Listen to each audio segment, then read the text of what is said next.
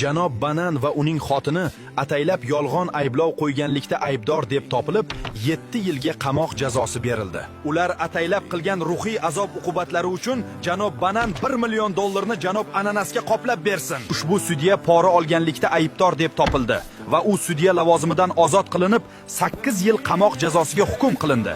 Iltimos Ananas, bizni kechiring. Men sizga yana $5 million beraman. Arizani qaytarib oling. Men sizga sodiq bo'lishdan boshqa hech nima qilmaganman. Siz esa shuncha hayotimni vayron qilishga urindingiz.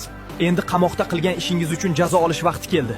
Dadajon, biz juda qo'rqdik. Biz sizni juda sog'indik. Endi men shu yerdaman bolalarim. Men sizlarni yolg'iz tashlab ketmayman. Nima xohlasangiz buyurtma qiling. Bugundan boshlab oldingi hayotimizda yashamaymiz. Men hali qaytaman Ananas va bu yerdan chiqqanimda har bir qilgan ishing uchun javob berasan, tug'ilganingga pushaymon qildiraman. Barchangizga rahmat. Serialimizning birinchi fasli tugadi.